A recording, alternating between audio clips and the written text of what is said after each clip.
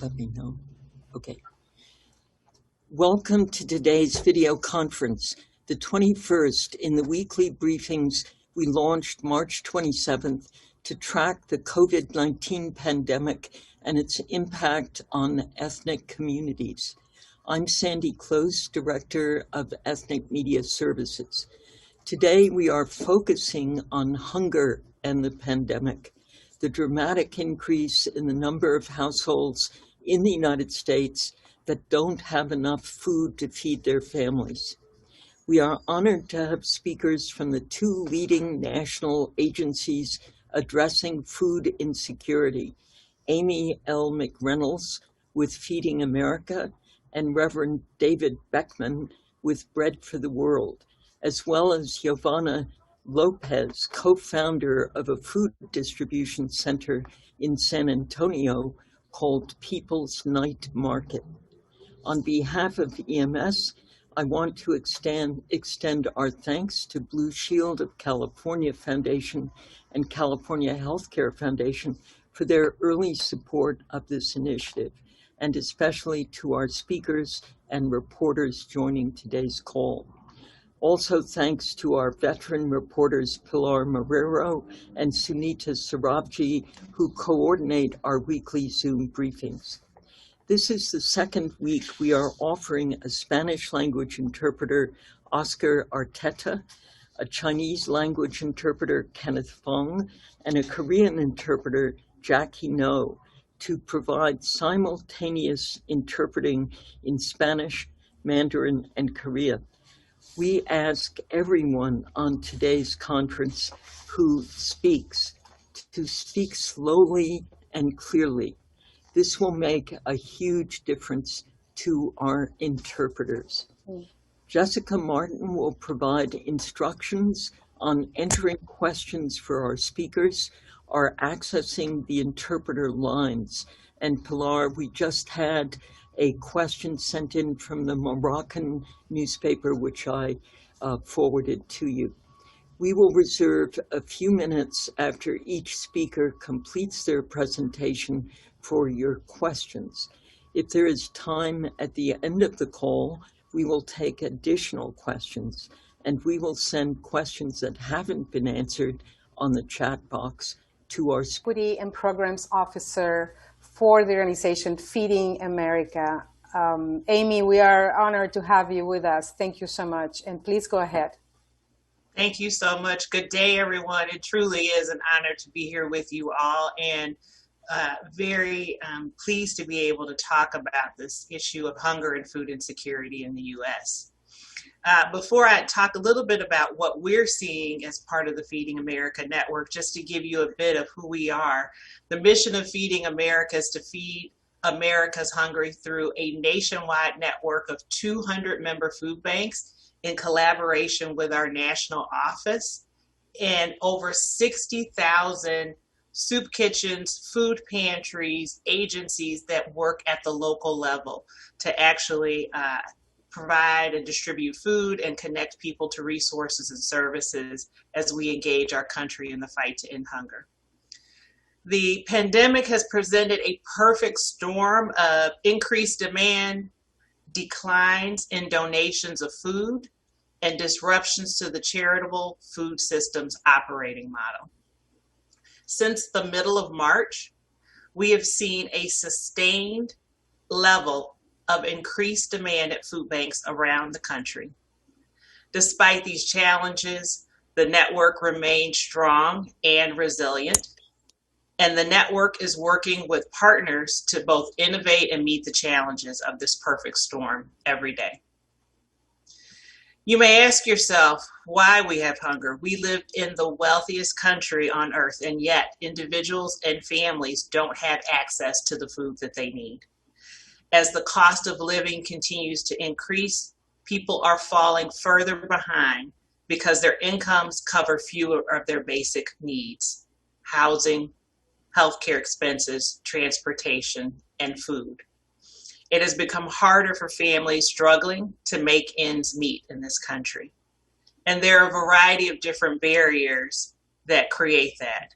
The impact of systemic racism in our country, awareness about the issue of food insecurity in this country, physical or transportation barriers that exist, very much tied to systemic racism, the stigma of needing charitable food or support, and of course the individual experience that people have as they access the charitable feeding system, as they go to these local programs for support.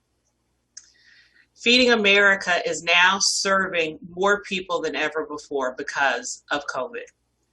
Before COVID, there were 37 million people who were experiencing food insecurity in this country.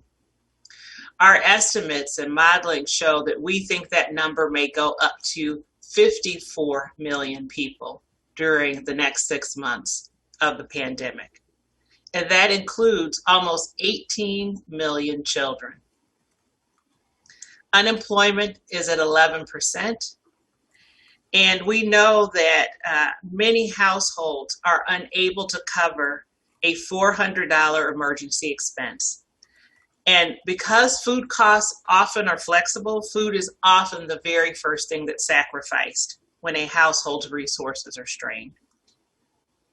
As staggering as those numbers are, the numbers are even more concerning for Black, Indigenous, and people of color in this country who are impacted by food insecurity at even greater levels.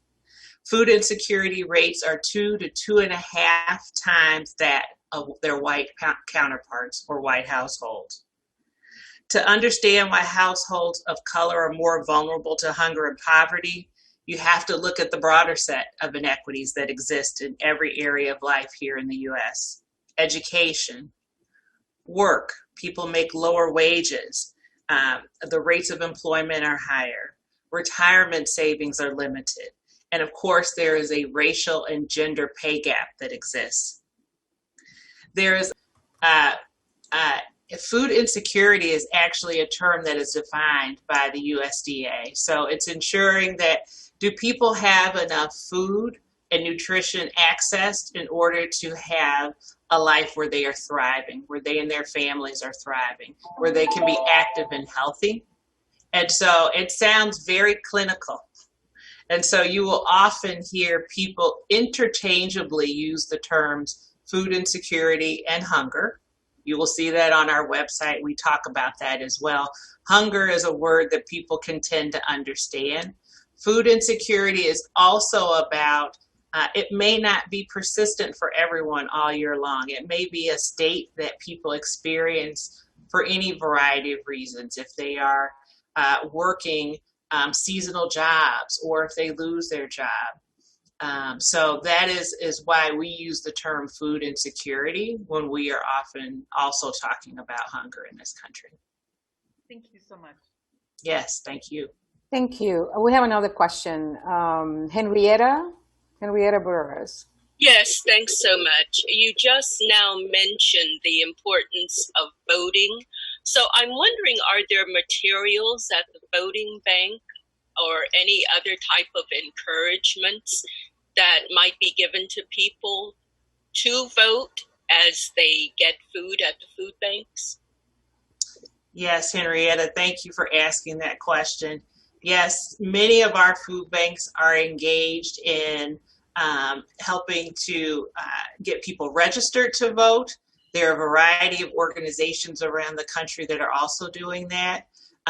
Also ensuring that we are reaching out to people via our digital method. So being able to connect with people via text and encourage them to get registered and to vote. It is a role that many of our food banks see an important part in playing. Some materials may be included in the distributions that families are receiving. So it is an important role. I think there's certainly more we can do to get the vote, and working, I know we're going to hear from David shortly, but working across the anti-hunger community and the anti-hunger coalition is also an important part of ensuring that not only is the message about voting important, but people are actually getting registered, getting help being taken to the polls. That's something that we're working in collaboration around. Terrific. Thank you so much. Peter White has a question.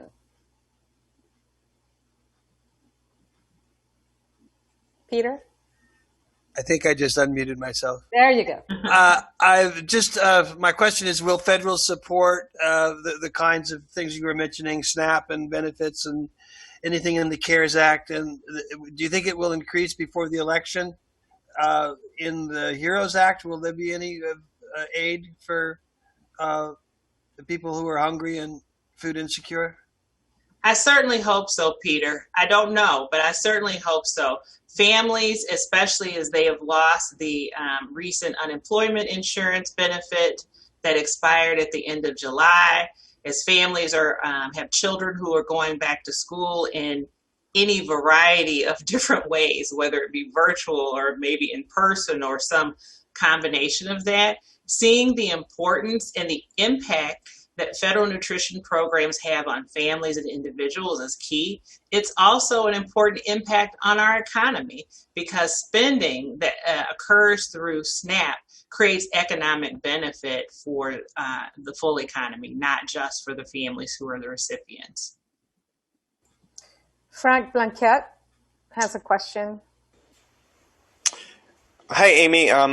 My question is, are you currently working with Native American tribal communities? And if so, how can current community-driven virus-related food drive organizations, like, for example, the Utah Navajo COVID-19 Relief Program that is currently serving the Navajo Nation, how can these types of organizations take advantage of some of the help that you are offering? Yes. So I mentioned that we work with our network of 200 food banks. I know that there are 34 food banks that are actively working with tribal nations and indigenous communities in their respective service areas. Often that is in partnership to do food delivery, food distribution, as well as getting access to other benefits. I think there is more that we can be doing. And we have actually just started a learning project about what might it mean for Feeding America to have a role in supporting indigenous communities and tribal nations. And, you know, we don't want to just rush in and say, here's what we think we can do. We need to understand what are the different nations, what people need, and really think about what is the role that we in our network can play in supporting the needs that are being identified by the people impacted. I have a question, Amy. Where is the greatest need? Where is the access to food declining more, both geographically? I mean, you already said communities of color, but for example, if you... So next, we have the honor of having with us Reverend David Beckmann. He's President Emeritus of Bread for the World, founder and President Emeritus of the Alliance to End Hunger, and he's a World Food Prize laureate. Thank you for being with us, David. Thank you. I really appreciate the invitation and especially appreciate the important work that you journalists do. Jessica, you can go ahead and put up the first of my slides. I wrote out what I want to say in more detail than I'll have time to say it. So I understand this will be made available to you, and I thought having it in writing might help you write stories. As Amy said, hunger has surged during the COVID crisis. That